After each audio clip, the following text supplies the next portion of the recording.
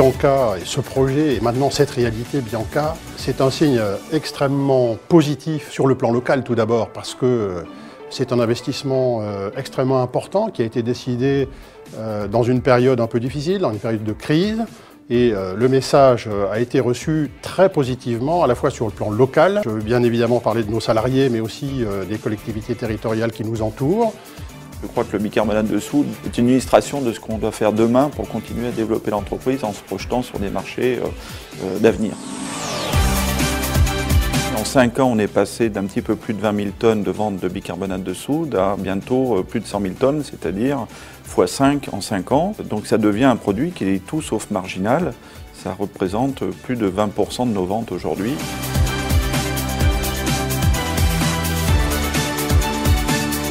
Les principales utilisations sont pour le traitement fumé, l'alimentation animale, l'alimentation humaine, la pharmacie et l'hémodialyse aussi, qui est le principal marché visé avec le produit de cet atelier. C'est une grande ambition pour Novacarb, parce que cet atelier, c'est à nouveau l'occasion de mettre en valeur les produits lorrains, le sel, le calcaire.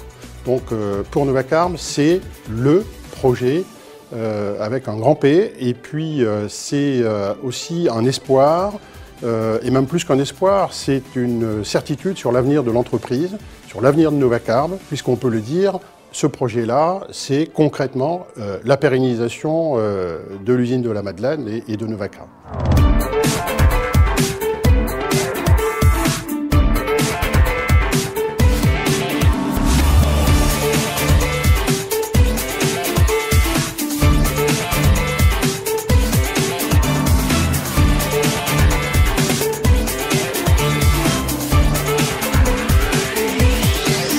Il est nécessaire d'innover, de s'adapter, et en l'occurrence, notre adaptation, c'est une adaptation au marché, une adaptation à la demande de nos clients.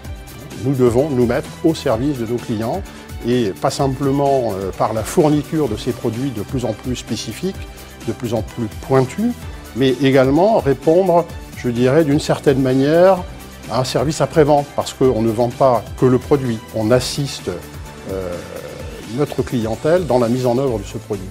On cherche à faire un produit extrêmement pur, on vise des marchés où la pureté est un élément essentiel. C'est un produit effectivement qui a une image de produit ancien, mais qui en fait est en très fort développement. Il y a plein de nouvelles applications qui apparaissent à partir de cette molécule qui est effectivement millénaire, on va dire. Et le développement que nous sommes en train de faire correspond en fait à une croissance des marchés sur ces applications.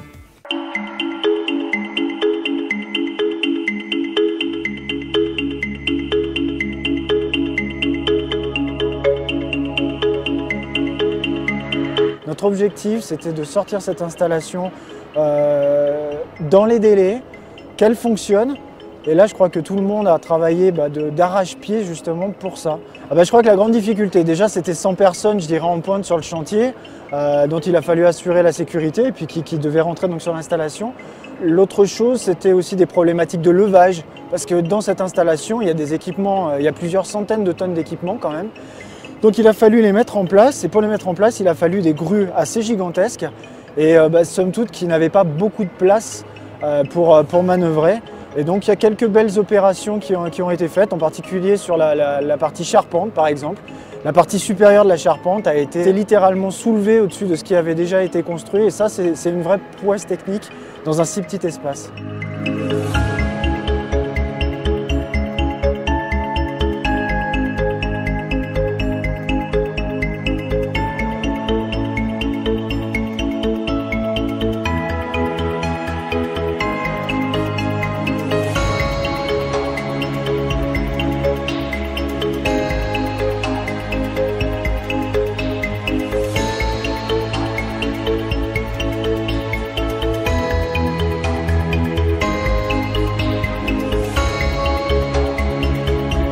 On a dû coordonner 87 lots, c'est-à-dire faire appel à 70 fournisseurs. Certains fournisseurs avaient plusieurs lots à effectuer et passer 129 commandes. Sur les 70 fournisseurs utilisés sur ce projet, 47 étaient français et sur ces 47, il y avait 19 lorrains. Mais derrière, on est allé chercher un savoir-faire, je dirais, dans toute l'Europe. On a pas mal voyagé pour ça. On est allé chercher aussi tous nos équipements à travers toute l'Europe. Et donc globalement pour une telle installation, c'est des milliers d'heures d'études, voire des dizaines de milliers d'heures d'études. C'est beaucoup. Tout ça pour faire en sorte que au final, sur le chantier, chacun des corps d'état, on les appelle les corps d'état, donc les électriciens, les mécaniciens, les tuyauteurs, les charpentiers, trouvent chacun leur place et finalement arrivent à monter ce gigantesque mécano, mais que tout aille, je dirais, parfaitement. Et puis bien sûr nous avions une enveloppe à respecter et ça, bien évidemment le but aussi là c'était de finir sous cette enveloppe globale, d'apporter une performance économique au niveau des achats pour faire des économies et pouvoir à la rigueur réaliser des projets annexes au projet Bianca, ce que nous avons fait.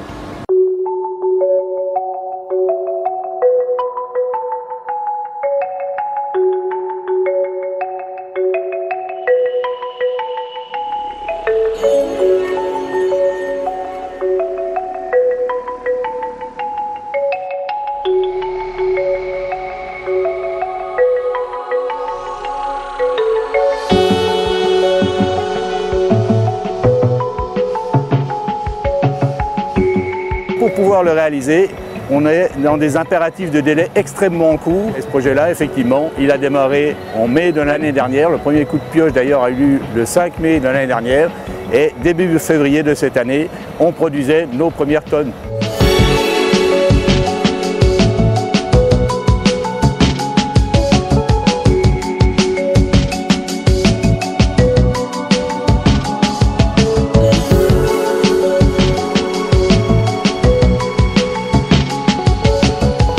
Complètement au cœur de l'usine et donc globalement il a fallu faire une installation vraiment au chausse-pied, donc dans un endroit relativement restreint et une installation qui monte très haut puisque pour des raisons procédées on a été obligé de monter à 35 mètres de haut, donc c'est très élevé. On est dans un site ancien où il n'y a pas forcément énormément de place, donc on a réussi à trouver un emplacement pour placer notre atelier. Finalement, on travaille beaucoup en gravitaire, donc avoir de la hauteur se justifiait de toute façon. On parle de 6 à 8 lots par jour, un lot pouvant être un ensemble de big bags ou un camion.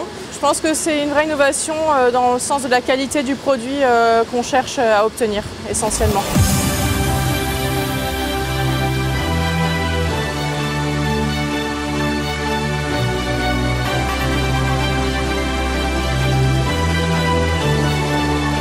Ce projet, c'est le fleuron de l'entreprise, le fleuron de Novacarb, mais je crois que l'ensemble du personnel est fier globalement de ce qu'est devenue cette usine. Les autres ateliers ont gagné en performance, ils ont nécessité des efforts soutenus et continus de l'ensemble du personnel. Donc il y a bien sûr Bianca, mais il y a aussi le reste de l'entreprise, les autres ateliers. Novacarb est une filiale du groupe Novacap. Nous avons de grandes ambitions dans le domaine de la sécurité, de la protection de l'environnement. Et Bianca, ce n'est pas un aboutissement, ce n'est pas une fin, ce n'est pas un début, c'est une étape intermédiaire. On a déjà développé d'autres productions sur le site. On a constamment amélioré l'atelier existant, qui est un atelier qui fait des qualités assez spéciales de bicarbonate qui ont toutes leurs valeurs sur certains marchés. En plus, c'est une installation extrêmement propre, neuve, qui nécessite, je veux dire, des contraintes de propreté extrême pour les domaines où nous travaillons. Donc c'est une fierté. Je pense que c'est une fierté pour l'ensemble du personnel Novacarb. Le personnel du site a compris que cette évolution stratégique était nécessaire, qu'en même temps ça leur apportait eux-mêmes une évolution professionnelle tout à fait intéressante, une ouverture sur des marchés tout à fait modernes. Tout le personnel de ce site a su s'adapter à ces marchés très exigeants. Et dans un temps record. On a aussi une équipe dynamique qui a bien suivi ça, qui a fait attention à ce que l'innovation soit bien gérée. L'innovation, elle marche. Les salariés de Novacarb ont été très satisfaits, très heureux de voir qu'on parlait de leur entreprise et qu'on parlait de l'avenir de leur entreprise.